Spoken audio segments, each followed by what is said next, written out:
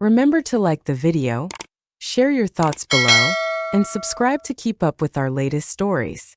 Heavy breaths escape. A few months back, something unforgettable happened. Honestly, it still feels surreal. It began with boxes.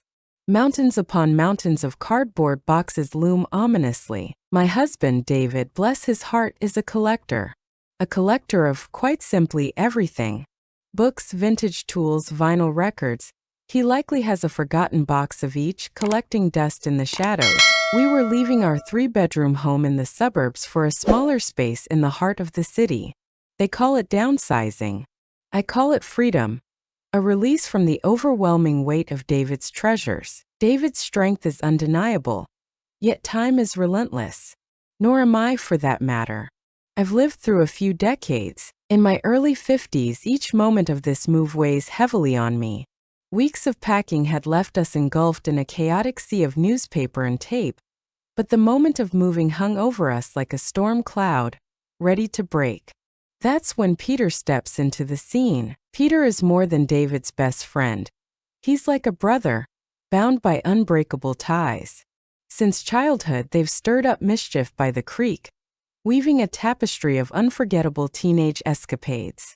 Peter is a man of integrity, a steadfast, trustworthy man, grounded and genuine. He's a widower, alone for years since Elise's death. Elise had always held a special place in my heart. We once wandered through dusty shops, searching for treasures of the past. David, bless him, understands where he stands. He realized the weight was too much for him to bear alone, and he hesitated to place that burden on me. He turned to Peter, desperation in his eyes, pleading for help.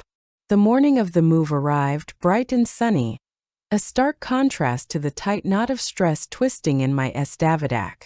David darted about, commanding the scene like a general, while I struggled to keep the coffee coming and prevent the movers from stumbling over the mountain of boxes. Peter pulled up, his pickup truck shining brightly under the sun's gaze.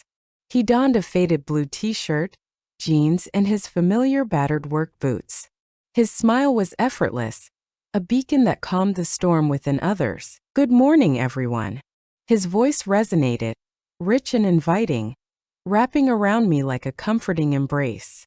Prepared to conquer this peak, David gave him a firm clap on the back, a gesture heavy with unspoken words. "I owe it all to you, Peter." Honestly, I extended a cup of coffee to Peter. "I'm truly grateful for your presence, Peter.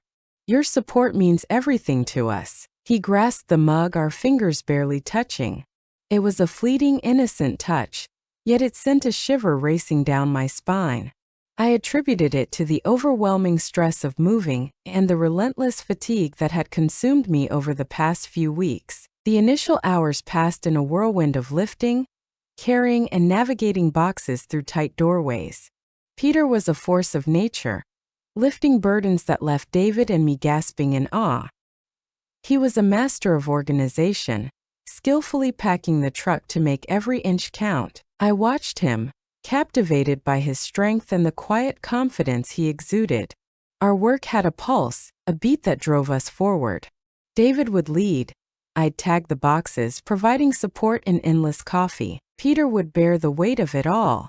We toiled in a quiet that felt heavy, broken only by the low grunts and the harsh scrape of cardboard against wood.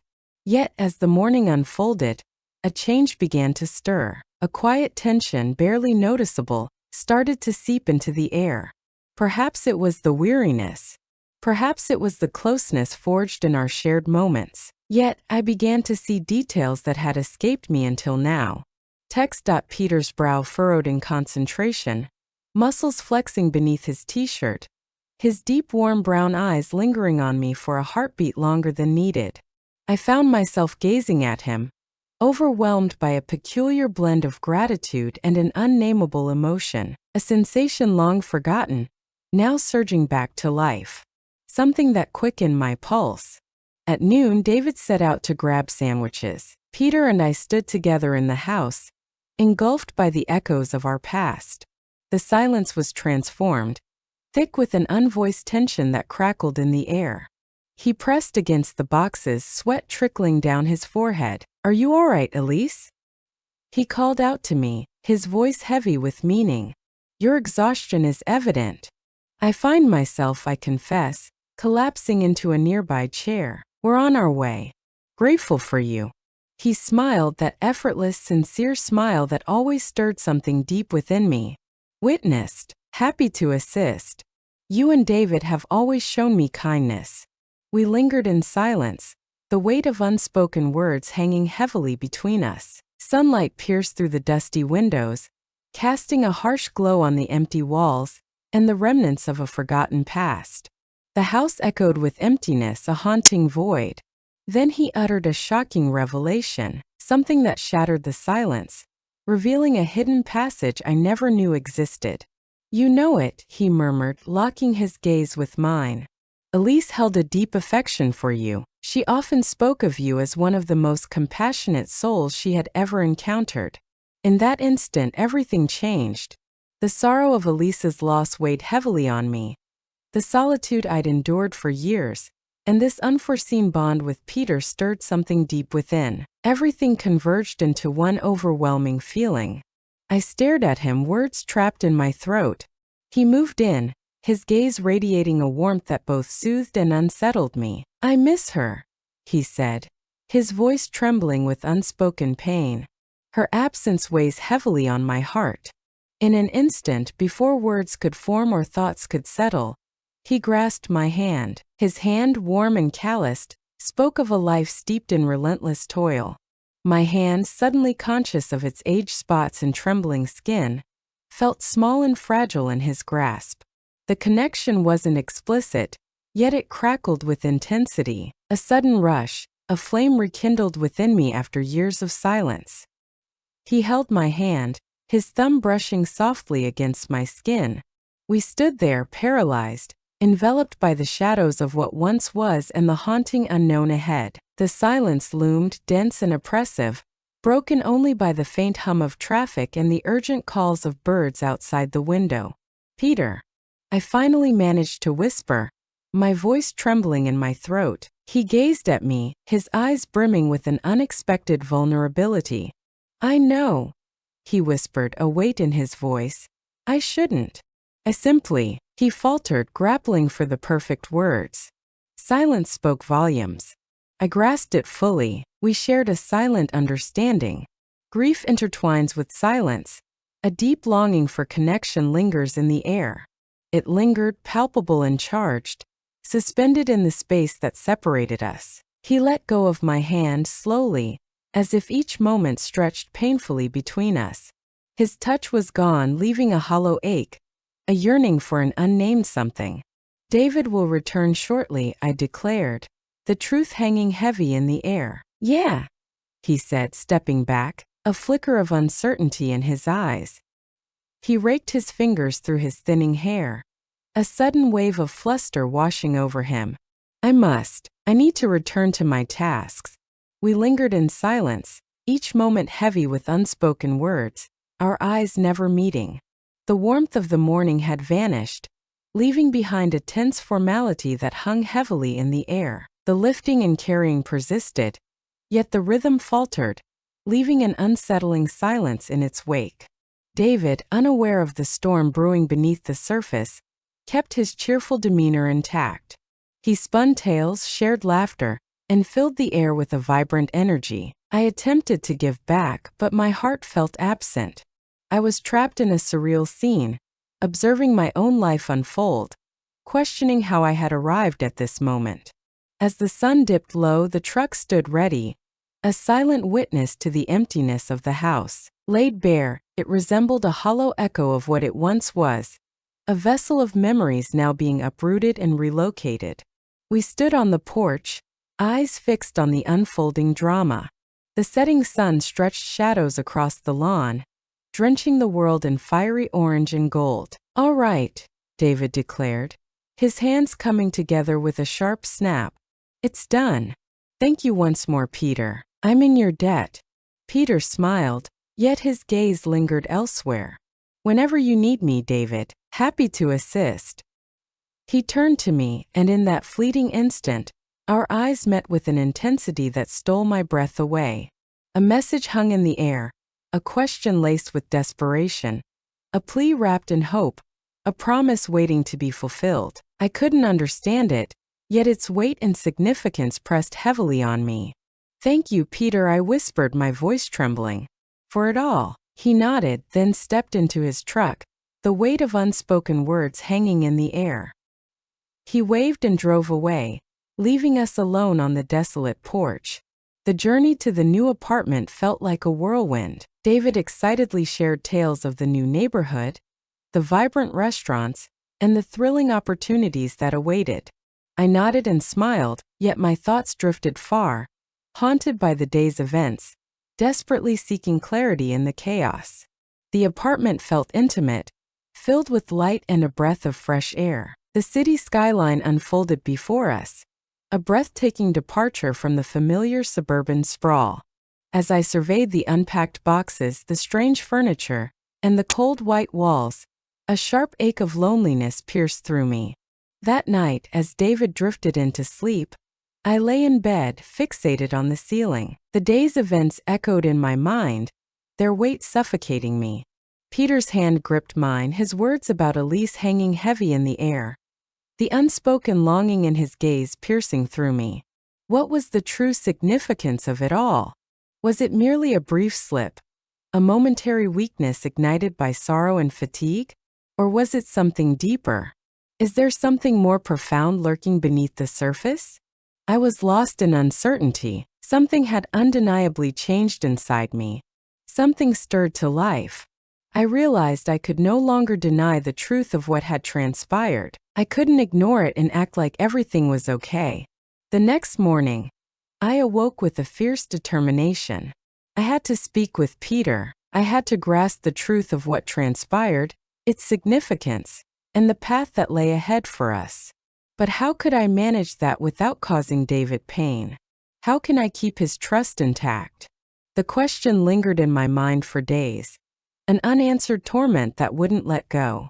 A question that could shatter the very foundation of my identity, my marriage, and my existence. In the days that followed, I unpacked, desperately seeking a flicker of normalcy in our new home. David, unaware of the storm within me, radiated joy and anticipation about the move. He wandered the neighborhood, forged a bond with the doorman, and lost himself for hours in the meticulous arrangement of his vintage tool collection. I fought to stay with him, but my thoughts relentlessly returned to Peter. I kept glancing at my phone, yearning for a message or a call that never came. I drove past his house, heart racing, hoping to catch a glimpse of his truck. I felt the weight of my mistake. I realized I was dancing with danger, yet I was powerless to resist. He captivated me, igniting the hope of something deeper, like a moth irresistibly drawn to a flame. After 3 days of tormenting uncertainty, I finally chose my path. I needed to confront him. I needed to find out. As soon as David stepped out for errands, I seized the phone and dialed Peter's number. My heart raced as the ringing echoed in my ears. Every ring stretched into a timeless abyss. The last he spoke, "Greetings." His voice trembled, filled with uncertainty. "Peter," I whispered, my voice quaking. "It's Elise." A heavy silence lingered. "Elise," he whispered, his voice barely breaking the silence. "I've been waiting to hear from you." "Peter," I said again, my voice gaining strength. "I need to talk to you." A heavy silence lingers. His silence pressed heavily against me from the other end of the line. He finally spoke, and his words hung in the air, heavy with meaning. "That's a good idea." His voice was a hushed whisper, heavy with gravity. "When will it happen, and where will it take place? Will you meet me at the park?" I proposed, my mind drifting to the hidden park just a few blocks from our old home. "The one near the creek?" "The creek," he murmured, a wave of longing lacing his words. "Absolutely, I get it. What do you think of noon?" At noon, I gave my consent. "I'll be there."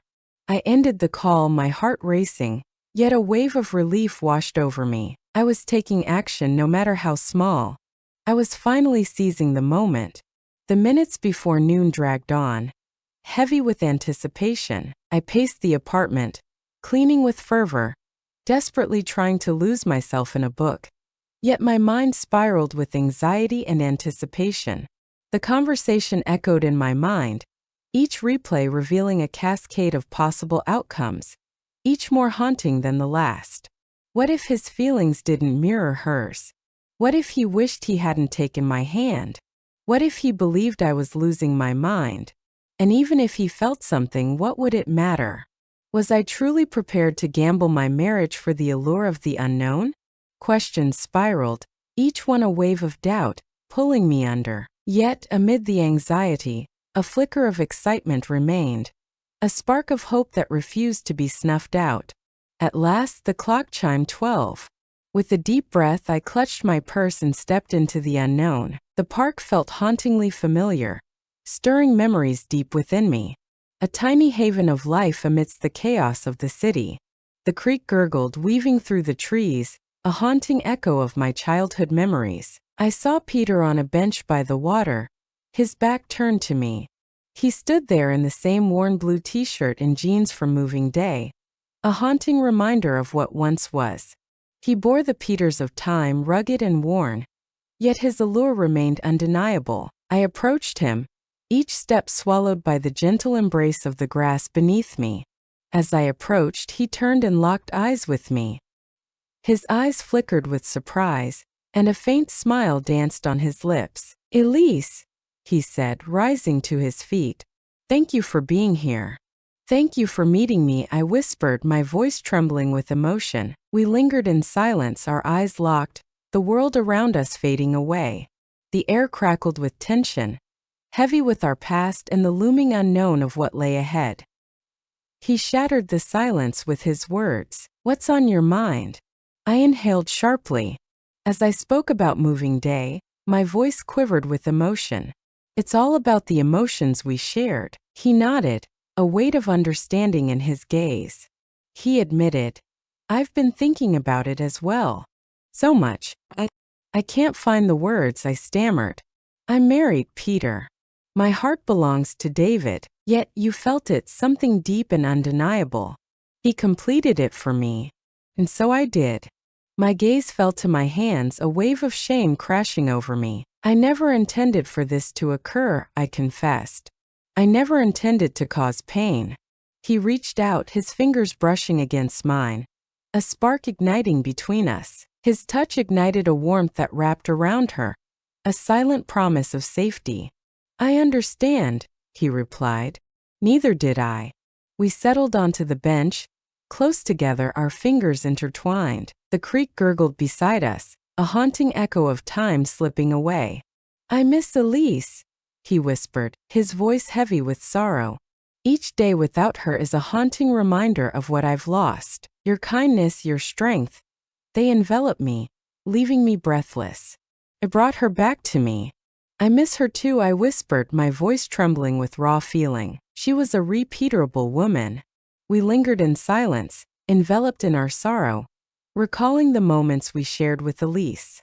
A peculiar bond formed, steeped in grief and yearning. Yet it goes deeper, doesn't it? I finally spoke, shattering the stillness. "It goes beyond Elise."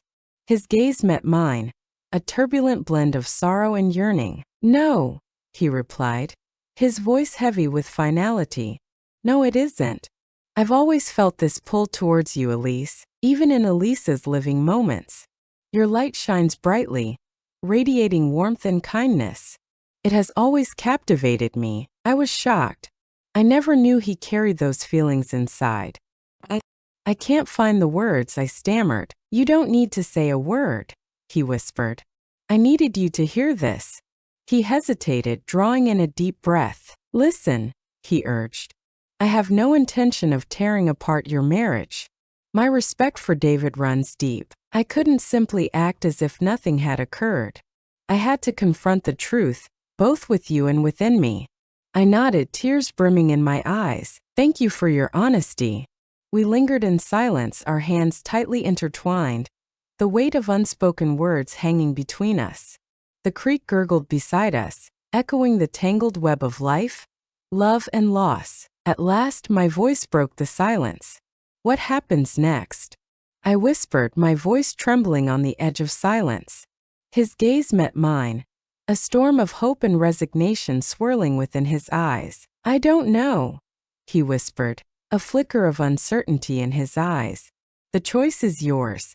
He held my hand for a fleeting moment, then let it go. He rose and approached the creek's edge, his gaze locked on the water's depths.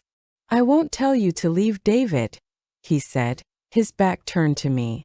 I could never betray him like that. I could never betray you like that. It's time to choose what truly brings you joy, what will fulfill you the most. He faced me again, his gaze charged with a profound intensity. But I need you to understand that I'm right here, he said. Whenever you need me, whenever you realize you crave something deeper, I will be waiting. He paused, his voice barely a whisper. I'll always be here. He turned and walked away, leaving me on the bench, engulfed in my swirling thoughts and raw emotions.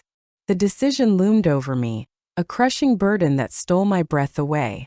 What was I supposed to do now? Could I really turn a blind eye to what transpired, suppress my emotions, and act as if all was well? Was I truly courageous enough to gamble it all for the possibility of something different? The answer was buried deep inside me, waiting to be unearthed. Yet, the search would prove to be anything but simple. The walk back to the apartment felt surreal. The city noises, once a soothing backdrop, now pierced through the silence like a relentless storm. My mind was a war zone, caught in a fierce struggle between loyalty and longing, between the safe embrace of my marriage and the seductive pull of the unknown. I kept replaying Peter's words, each echo piercing deeper into my mind. I will remain by your side. The promise's simplicity, its quiet strength, struck a profound chord within me. It was neither a demand nor a suggestion. It was a stark truth laid bare. Maybe a lifeline. Upon returning to the apartment, I found David in the kitchen, lost in his own world. His gaze met mine as I entered, and a radiant smile broke across his face. Hey, sweetheart, he whispered. How did your walk go? I willed a smile onto my face. It was everything. Great, I responded. Exactly what I was longing for. He remained oblivious to my uncertainty, my voice laced with tension.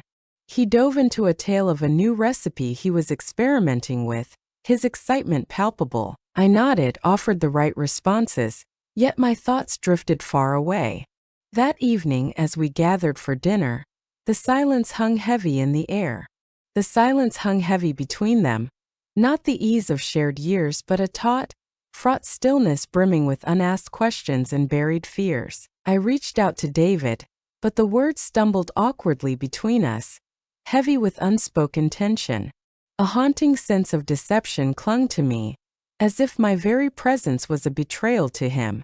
After dinner, I slipped away to the bedroom seeking solitude. I perched on the bed's edge, eyes fixed on the wall, thoughts swirling chaotically. I realized I couldn't endure this any longer. With the weight of this secret looming over us, I faced a choice that would change everything. How could I possibly decide between two men who held such deep significance in my life? David stepped into the bedroom, his eyes locking onto my turmoil. He lowered himself next to me, his fingers intertwining with mine. What's the matter, sweetheart? He asked, worry etched in his voice. Your behavior has been unsettling all day. As I gazed at him, his warm, familiar features ignited a surge of emotion, and tears began to stream down my cheeks. The weight was too much to bear, and I finally broke free. I feel lost, unsure of my next step. My tears fell uncontrollably. I'm lost in a whirlwind of uncertainty. He pulled me in, enveloping me in his embrace. It's okay, he whispered, his voice barely breaking the silence. I'm here for you no matter what, and so I did it. I laid it all bare before him, reflecting on the move, the crushing loneliness, the ache of Elisa's passing, the weight of Peter's presence, the warmth of hand-holding, the deep conversation in the park. I bared my soul, revealing my turmoil, my shame, and the chaos within me. David absorbed every word, his silence a powerful presence, free from judgment. As I completed my task, His grip around me tightened, a silent promise of connection. "I get it," he murmured softly. "I understand why you might feel lost. We faced some really hard moments together." He paused, his voice heavy with regret. "I know I haven't been the most attentive husband lately. I've been so consumed by the move and my collections that I've neglected your needs." His words healed the deep ache within me. He felt nothing. He held no blame. He was deeply empathetic and kind. "I love you, Elise," he whispered, his voice trembling with raw emotion. "I can't bear the thought of losing you. Yet, your happiness is what I truly desire. If you believe happiness lies with Peter, then I won't hold you back." His words pierced my heart like a blade. Leaving him felt like a wound that would never heal, the pain of hurting him too much to bear. "I can't bear to say goodbye, David," I whispered, my voice trembling with emotion. "I love you as well, but I can't shake off what happened. I'm not sure I can return to how it used to be." He cupped my face, his gaze piercing into my soul. "Then don't," he said, his voice heavy with unspoken weight. "Hold on to the memory. Face the truth, absorb the lessons, and push ahead. We will get through this, Elise. We will discover a path to deepen our marriage, to infuse it with greater significance." His words ignited a flicker of hope within me. Perhaps, just perhaps, we might endure this. Perhaps we can forge a new bond, rooted in truth and empathy. The following weeks were consumed by deep self-reflection. I reflected on my desires, my necessities, and the depths I would go to for them. I bared my soul to David, sharing my deepest feelings, my haunting fears, and my most fervent desires. We took the plunge into couples therapy. It was hard, at times excruciating, yet it forced us to connect deeply and grasp each other's true needs. I made the choice to confront Peter. Once more, I found him at the park, the very spot where everything started. "I've made a decision," I declared, my voice unwavering and resolute. His gaze locked onto mine, brimming with a desperate hope. "I'm staying with David," I declared. "I love him deeply, and I truly believe we can fight for our marriage. Yet, I must be truthful with you. Your friendship means everything to me, Peter, and I can't bear the thought of losing it." He nodded, a blend of disappointment and understanding etched on his face. "I understand," he said. "Your choice is respected, and your honesty means a lot to me. We chose to stay friends, yet we knew we had to keep our distance. We kept our distance, careful not to let our paths intertwine, each moment heavy with unspoken tension. It was a struggle. Temptation crept in, doubt gnawed at me, and I questioned my choice with every heartbeat. Yet I remained devoted to my marriage, to nurturing our bond, and to forging a future with David.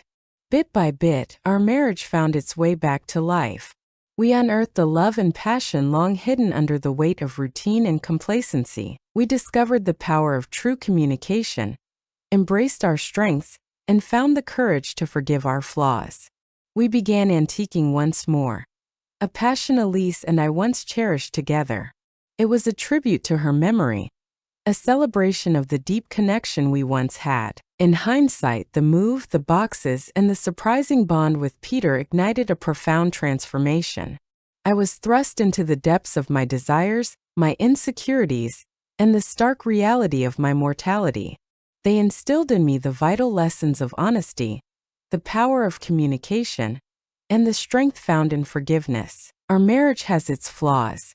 We face our battles, our conflicts, and our times of uncertainty. We stand united, forged in strength, resilience, and an unbreakable bond that runs deeper than ever. Peter lingers in our lives, a friend and a haunting reminder of the battles we've fought and the choices we've faced. He discovered love once more, a gentle soul who understood his passion for gardening and cherished the beauty in life's simplest moments. I felt a surge of joy for him. He was meant to rediscover joy. Life brims with surprises, twists that catch us off guard, and choices that weigh heavily on our hearts. It is in these trials that we evolve, that we understand, and that we unearth the profound essence of love and devotion. And that's how it all unfolded. It's raw and real, lacking the gloss of a fairy tale, and the ending is anything but perfect. It's raw and genuine, a powerful reminder of love, forgiveness, and the unbreakable spirit within us all. Thank you for being here. Please like the video, share your